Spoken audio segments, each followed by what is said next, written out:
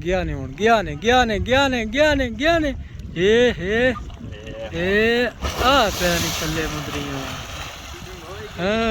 ਹਾਂ ਇੱਥੇ ਕੋਈ ਇੱਕ ਕੋਈ ਬੰਨ ਬਣੇ ਕੋਈ ਤਰੀਕਾ ਹੋਵੇ ਵੀ ਇਹ ਦਰਿਆ ਹੈ ਨਾਲੋਂ ਜਨਾਬ ਟਾਂਦਾ ਉਹ ਅੱਗੇ ਜਿੱਥੇ ਖੰਭੇ ਆ ਪਿੰਡ ਇੱਥੇ ਦੱਸਦੇ ਨੇ ਅੱਗੇ ਜਿਹੜਾ ਨਾ ਮੀਆਂਵਾਲ ਉਹਦੇ ਨੁਕਸਾਨ ਹੈ ਉਹਦੇ ਹੈ ਮੈਂ ਉਧਰ ਨੂੰ ਜਾ ਰਿਹਾ ਜੀ।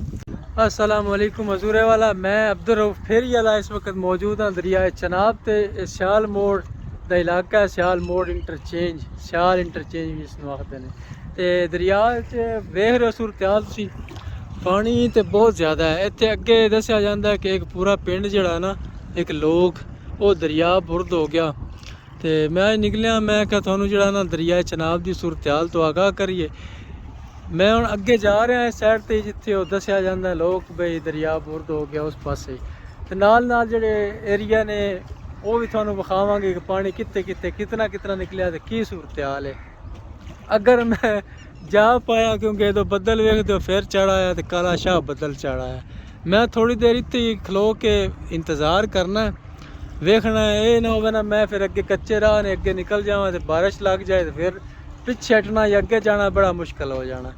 इत्थे इंतज़ार करांगे थोड़ी देर जे बदल अगे निकल गया तो फिर असी भी अगे निकल जासा जे बस गया तो फिर असी पिछे बस करके तो पिछे हट जाएंगे ठीक है जी। तो पानी वाकई बहुत है तो पिछों अगर होर पानी आ गया तो फिर ज़ाहिर है संगीन सूरत हाल होनी। यह नाल इलाका पैदा कलोनी है ये मलावां दी कलोनी सदे ने ढेर सारी आबादी है इत्थे ना अच्छी खासी आबादी है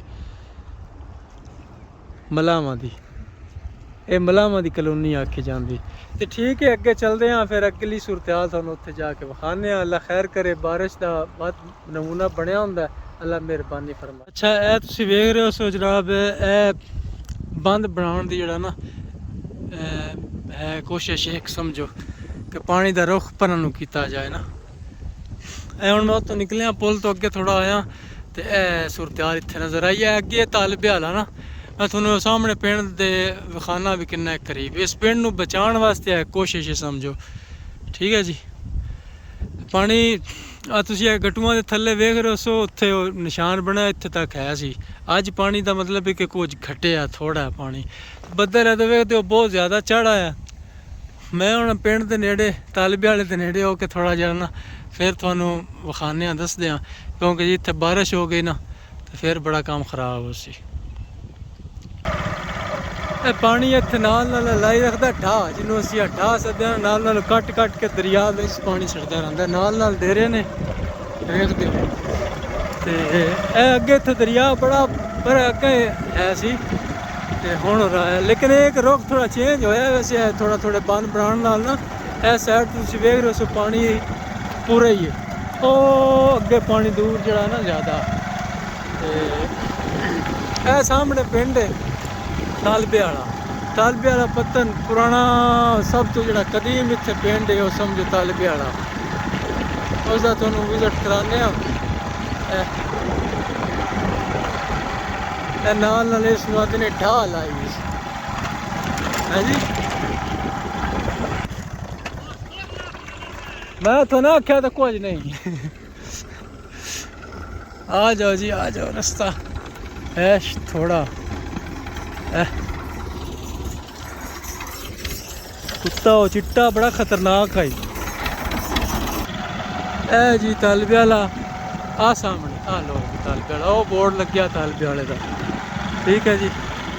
ये भी है इतने पत्थर शत्थर रखे गए ने मैं लैके थोनू चेक कराना पहले थोनू बदल विखा लवां बदल चढ़ आया तो बड़ा वस गया ना काम चुक दिता बदल भी है जी तालबे वाला वेख रहे हो सामने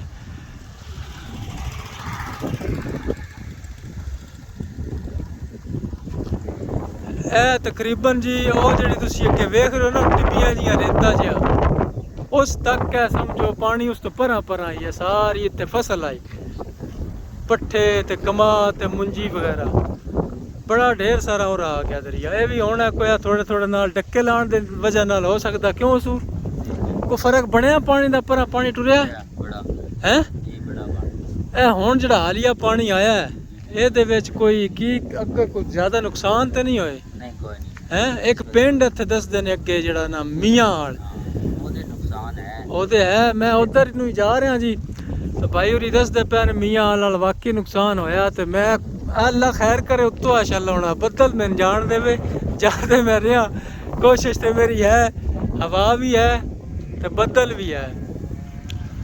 ठीक है जी, बाकी अल्लाह खैर करे।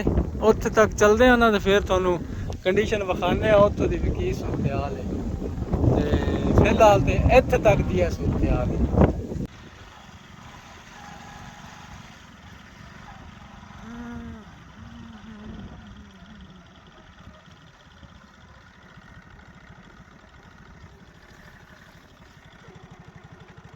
जी हजूर मैं दरबार है पीर साहब शाह गिलानी, इत्थे नाल दरिया है, ये अंदर जाके मैं तुहानू विखाना।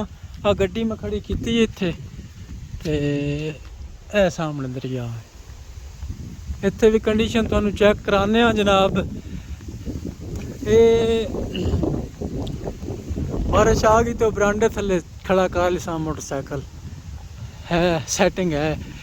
अच्छा इत्थे पानी वे तो हट गया पर आला कीता है, और टिब्बी जड़ी सामने निकली खली ना, इसका मतलब है कि पानी आया इत्थे लेकिन पिछे हट गया।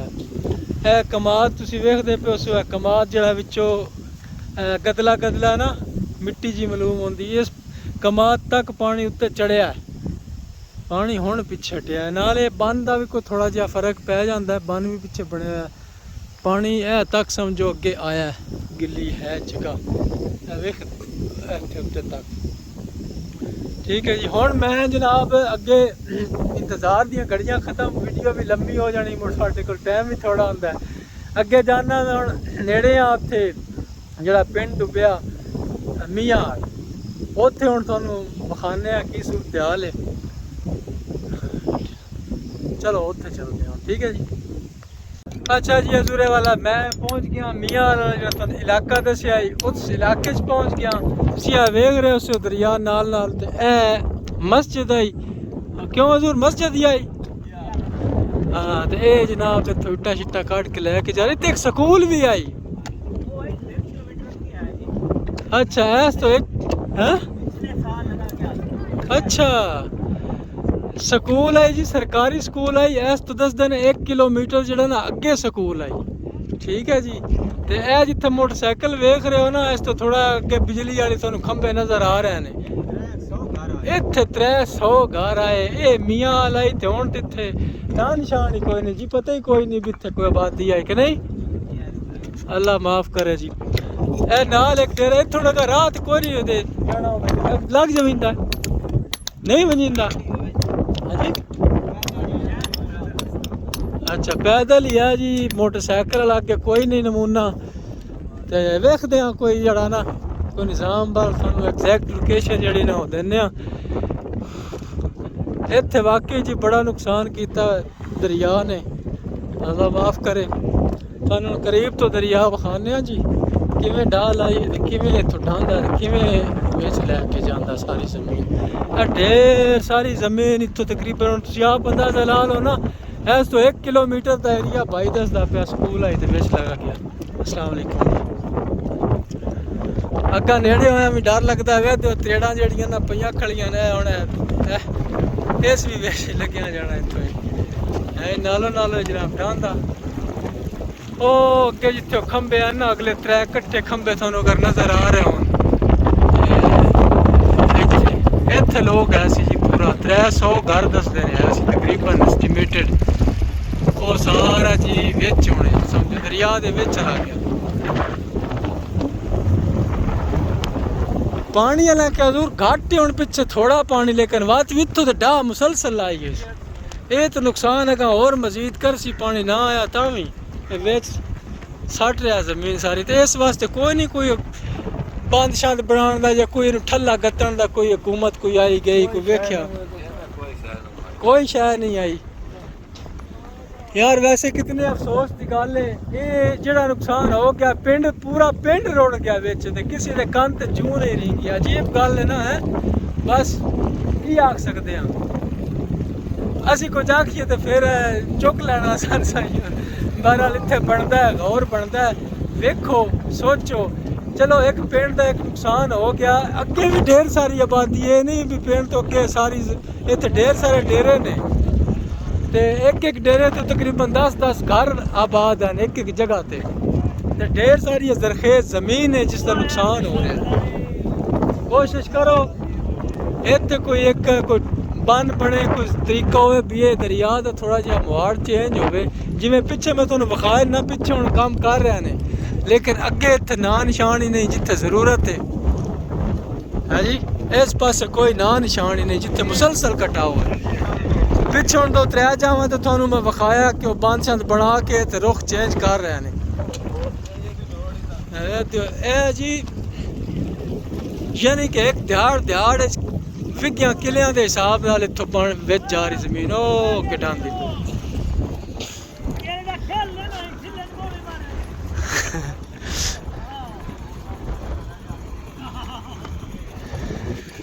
अगे मैं हुण जाना को पैदल, पर उत्थे हुण जा की करना, उत्थे भी यही है सिस्टम जेड़ा तुहानू इत्थे विखा दित्ता है। अगे हुण ना जांदे ते अल्लाह खैर करे।